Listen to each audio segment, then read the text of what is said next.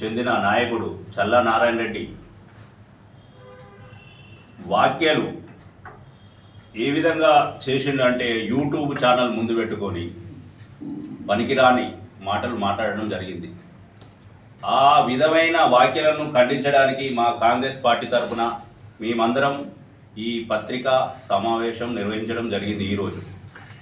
అట్లాగే మా నియోజకవర్గ ముద్దుబిడ్డ, అభివృద్ధి ప్రదాత, నిత్యం ప్రజల గురించి ఆలోచించే మా నాయకుని మీద నిరాపరాధమైన ఆరోపణలు చేయడం ఆయన విజ్ఞతకు వదిలేస్తూ, ముఖ్యంగా దుద్దిల్ల వంశం ప్రజలకు చేదోడు వాదోడుగా ప్రతినిత్యం ప్రజాసేవ చేస్తూ ఉండడంలో ప్రజలందరూ గమనిస్తూ ఉన్నారు. ముఖ్యంగా ఈ ప్రాంతానికి ప్రజలకు అందుబాటులో ఉంటూ ప్రజా కార్యక్రమంలో నిత్యం ఉంటూ ఆ కుటుంబం ఒక ప్రాణాన్ని కోల్పోయింది. ఇది చల్లనారాయణ రెడ్డికి తెలియదా ఈ విషయం? ప్రజా కార్యక్రమంలో నిమగ్నమైనప్పుడు వాళ్ళు ప్రాణాలు అర్పించడం చల్లనారాయణ రెడ్డికి తెలియదా? అంత అవివేకానికి గురై మద్యం సేవించి నిన్న మాట్లాడడం జరిగింది. అయ్యా, నువ్వు మద్యం సేవించినవా లేదా అన్నది నీ విజ్ఞతకు వదిలేస్తున్నావు.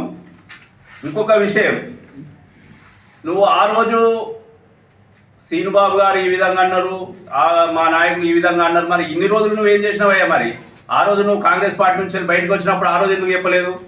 ఆ రోజు నిన్ను కొట్టిర్రా, నిన్ను తిట్టిర్రా అన్న విషయం ఎందుకు చెప్పలేదు ఆ రోజు? ఇవాళ పుట్టమదు నువ్వు ఒక విధమైన రాజకీయ కంపుకు తెరలేపి ఒక విధమైన ఆలోచన, వేరే ఆలోచన కొద్ది మీరు మనసులో వేరే పెట్టుకొని నువ్వు ఆ విధంగా దుష్ప్రచారం చేయి, నేను ఈ విధంగా దుష్ప్రచారం చేస్తా, ఇద్దరం కలిసి ఏదో చేద్దామనుకుంటున్నారు బిడ్డ.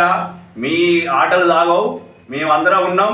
ఆ కుటుంబానికి మంత్రి నియోజకవర్గ ప్రతి కార్యకర్త ప్రజల అండదండలు ఉన్నన్ని రోజులు మరియు దేవుని ఆశీస్సులు ఉన్నన్ని రోజులు మీలాంటి వాళ్ళు ఆ కంపులో కొట్టుకోపోతారు.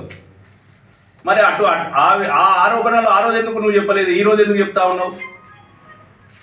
నీకు రాజకీయ భిక్ష పెట్టింది దుద్దిల్ల వంశం కాదా? నేను రాజకీయంగా ఈ స్థాయికి తీసుకొచ్చింది దుద్దిల్ల వంశం కాదా? నీకు ఎకరం భూమి లేదు, ఇప్పుడు 2,000 ఎకరాల భూమి సంపాదించినావు. ఏ విధంగా సంపాదించినావు? నువ్వు కష్టపడి చెమటొచ్చి సంపాదించినావా? అందరినీ ముంచి ఆ పార్టీ ఈ పార్టీ మారి నువ్వు లబ్ధి పొందినవు. ఇవన్నిటిని కప్పిపుచ్చుకోవడానికి నువ్వు ఇటువంటి మాటలు మాట్లాడుతున్నావు. రాజకీయ ఉనికి కోల్పోయినావు నువ్వు. నీకు మొన్న నువ్వు పోటీ చేసినావు, ఎన్ని ఓట్లు వచ్చినాయి? ఎమ్మెల్యే స్థాయి పోటీ చేసినావు. సిగ్గుందా నీకు? ఎన్ని ఓట్లు వచ్చినాయి? ఒక ఇండిపెండెంట్గా వచ్చే ఓట్లు రాలేదు. బిడ్డ ఖబర్దార్, నీలాంటి వాళ్ళని చాలా మందిని చూసినావు. నీ హింసా ప్రేరేపణ మాకు అందరికీ తెలుసు. కాబట్టి నువ్వు ఇటువంటి మాటలు మాట్లాడితే మాత్రం ఇంకోసారి ఊరుకునే లేదు. మంత్రిని ప్రాంతంలో కనబడితే మాత్రం నేను తరిమి కొట్టే రోజు అతి త్వరలోనే ఉంటుందని కాంగ్రెస్ పార్టీ తరఫున హెచ్చరిస్తా ఉన్నాం. నీ మీద ఇటువంటి ఆరోపణలు చేయడం వలన నీ మీద పోలీస్ కంప్లైంట్ ఇవ్వడం జరిగింది. అది చట్టపరమైన చర్యలు ఖచ్చితంగా తీసుకుంటారు. అది చట్టం కంపల్సరీ నిన్ను అరెస్ట్ చేస్తుందా, మరి ఏం చేస్తుందా అనేది చట్టం పని చట్టం చేస్తుంది. ఇంకొకసారి ఇటువంటి ఆరోపణలు చేస్తే మాత్రం ఊరుకునేది లేదు. నువ్వు మంత్రిని పెట్రోల్ బంక్ కాడ కనబడ్డా, ఎక్కడ కనబడ్డా గల్లబట్టి అడిగే రోజు దగ్గరనే ఉన్నది. నారాయణ రెడ్డి గారు, నువ్వు జాగ్రత్తగా ఉండండి.